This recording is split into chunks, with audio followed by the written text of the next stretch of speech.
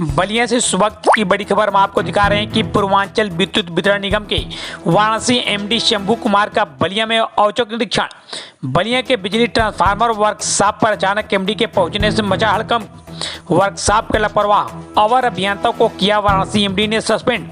तय सीमा से जले ट्रांसफार्मर को बदलने में मिली घोर लापरवाही। एक सप्ताह से अधिक दिन लग जाते थे जले ट्रांसफार्मर को रिपेयर करने में। एमडी की कार्रवाई से वर्कशॉप कर्मचारियों सहित बलिया बिजली विभाग में हड़कंप मचा हुआ है। पूर्व में पिछले दिनों ऊर्जा मंत्री द्वारा बलिया में 2 अधिकारियों पर किया गया था कार्रवाई। अभी अधिकारियों की कार्रवाई होने के कुछ ही दिनों बाद इस कार्रवाई से विभाग में खलबली मची हुई है।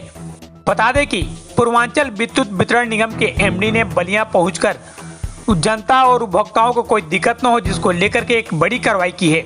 उन्होंने कहा कि तय सीमा के अंदर जले ट्रांसफार्मर को बदलने की जो चैलेंज थी उसमें लापरवाही मिली है, जिसको लेकर के उनको सस्पेंड कर दिया गया है। श्री एमडी ने कहा कि उपभोक्ताओं को किसी प्रकार की कोई दिक्कत न हो, जिसको लेकर के इस तरह की कार्रवाई की गई है। देखिए पूरी रिपोर्ट। के लिए आए थे, आज क्या निरीक्षण किया है? आज हमने बलिया वर्कशॉप का निरीक्षण किया है, जहां पे हमारे डैमेज जो ट्रांसफार्मर होते हैं उसके रिपेयर किए जाते हैं।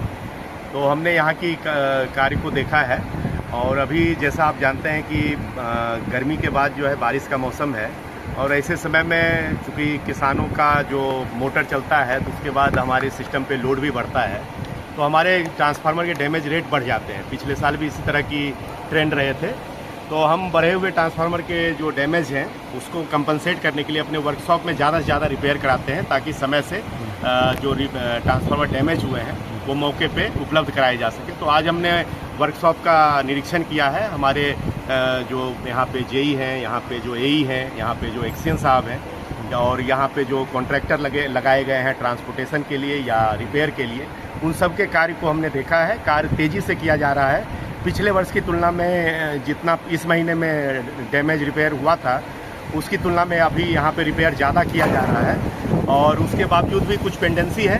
उस पेंडेंसी को हमने कहा है कि तेज़ी से उसको निस्तारित किया जाए, उसमें किसी तरह से विलम्ब ना हो।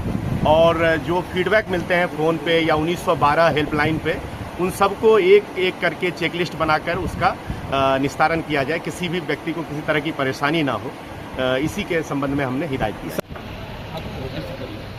जी सर, किस तरह की कार्रवाई की गई है आपके द्वारा?